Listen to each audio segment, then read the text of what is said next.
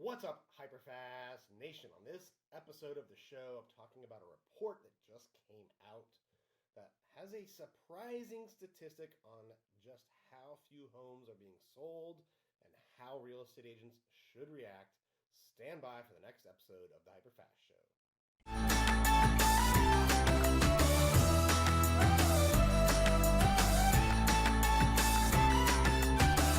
All right, welcome back to the show. Thank you for tuning in.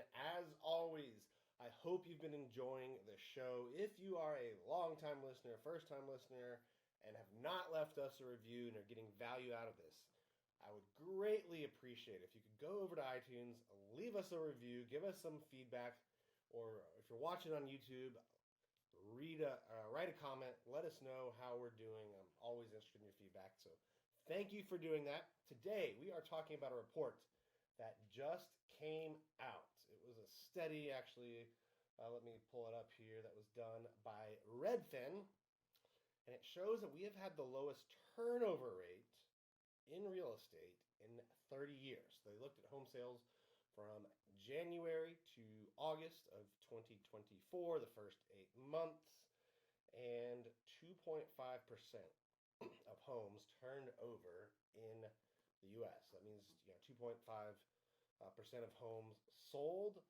That is the lowest rate. I'm just going to pull it up here. I want to make sure I get it right. The lowest rate in over 30 years. All right, lots of cool things to dive in. And by the way, at the end of this, I'm going to give you three things that you can do to profitably scale your business even in this environment. All right, and the good news is too, we're getting near or if we're not already there, what could be the bottom in terms of number of transactions, right? We've been in this recession in housing units now for at least 2 years, and hopefully we are on the way up, but it doesn't matter if we're not, because at the end of this, I'm going to give you 3 ways to thrive even with this pace of home sales. All right, so what is causing this? And where is it happening most? Well, a lot of it is happening in California, where prices are higher. 7 of the 10 metro areas that had the lowest turnover areas were actually in California. And you're seeing, I think, a lot of different things. Higher prices, slower wage growth, and mortgage rate lock-in. The article also points out that 60% of all mortgages are below 4%.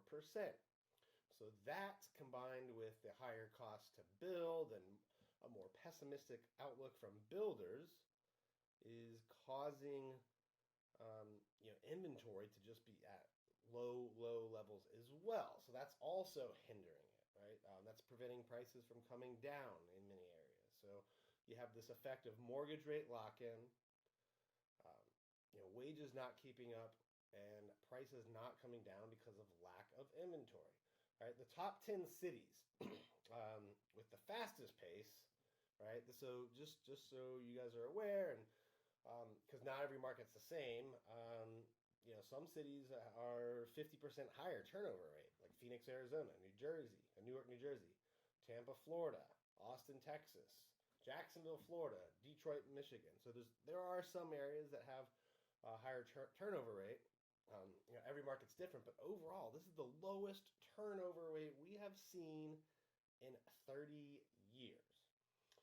What will it take to increase the sales pace? Well, mortgage rates starting to come down, could help. But it is still hard, or at least difficult in the minds of sellers to, walk away from that 4% mortgage or 3.5% or 2.5% and trade up to something that's 6%, right? So that effect is out there. So, analysts are mixed on how long it could take to get back to like the pre-pandemic levels even. So, the good news though is if you maintain a positive mindset and you do the 3 things that I'm going to talk about next, you can still profitably scale your business, go out and get more market share right now. And you probably will have less competition doing it. Just a side note, if you're someone that calls expireds right? There's more and more expireds in the market right now than there has been in 3 or 4 or 5 years, and there's actually less people calling them. All right, I've heard from many agents of having, and myself included, having success recently with calling expireds, and sellers are getting, they're still getting calls by multiple agents, of course, but it's not as many um, as I was hearing from people 5 or 6 years ago, right? So, which kind of leads me to the first of the three things I want to talk about on how to continue to grow profitably even in this market, right? The first one is to double down on proactive prospecting, right? Proactive prospecting. This is you reaching out to decision-making adults, seeing if they need help or if they know someone that needs help buying or selling a home. There's lots of ways this can take place. I mentioned one of them already, right? Calling expireds, right? Calling expireds is still one of the best ways to daily create leads, to talk to people that have already raised their hands and said they want to sell. Another great way to do this is calling for sale by owners. There's many markets and where people still try to sell on their own. The statistics for sale by owners show that over 90% typically end up selling with a realtor. Um, so call the for sale by owners, establish a relationship with them, and that can be another great way to proactively prospect. Past clients and centers of influence. So stay in touch with your past clients. All right, call them. And send them things in the mail, send them cards in the mail, send them things in the mail, put them on your weekly or bi-weekly email newsletter, right? Stay in touch with your past clients. Open houses are, I would say number 4 on this list, right? I think the first 3 are going to get you in front of more people, right? Because in 1 or 2 hours, you can talk to 30 or 40 people on the phone. Most open houses in that time frame, are getting 10 people. Now I know there's some markets, some listings where it could be more. Right, so just because you do open houses doesn't mean you shouldn't call. That was the point there. So proactively prospect, right, for leads that are little to no money, and then that will help you with step number 2. Step number 2 is to cut paid lead sources that are not giving you a high ROI, right? A lot of real estate agents get sold by different lead sellers that are, telling people it's just one sale will pay for this, right? Just one sale will pay for this for 6 months or 12 months. And to me, that bar is not high enough. If you're going to spend dollars on marketing, look for things that give you a 10x return. So the next time one of these lead sellers contacts you, tell them, like, hey, if you can show me how spending $1,000 with you is going to lead to $10,000 of return, then I'll consider it, right? Make them show you that before you do it, and really have your bullshit meter up high. You want to really ask for the proof, right? Ask for examples, and cut the lead sources that aren't giving you a high multiple ROI. All right, number 3. Lower your fixed costs. There's lots of different ways to do this, right? You can look at VAs, you can look at transaction coordinating services, rather than full-time transaction assistants or admin. You can look at what you're paying in rent if you're running a team and look at lower cost options. Here's a big one for a lot of people. What are you paying your brokerage, right? There are some real estate agents that are paying 6 figures, even multiple 6 figures to their brokerage.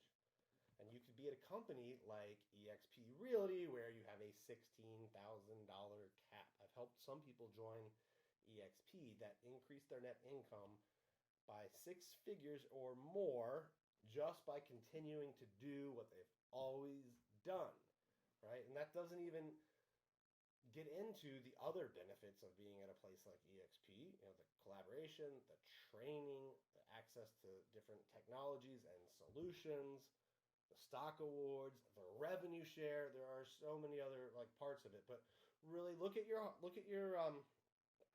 fixed costs, your brokerage costs, and if you can get those lower, by all means, you should seriously consider that, especially in the market we are in.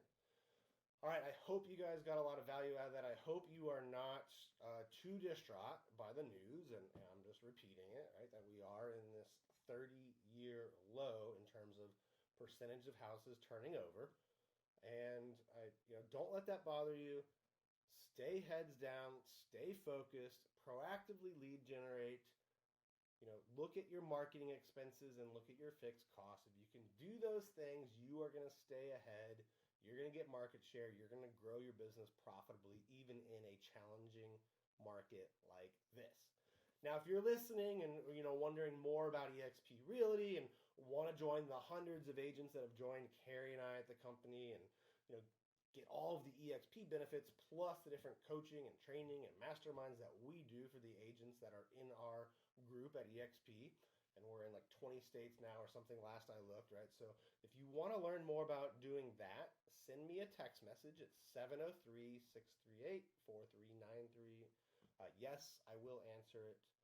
So send me a text message and just say like, hey, I listened to the podcast, want to learn more about your group at eXp, and we will have a conversation.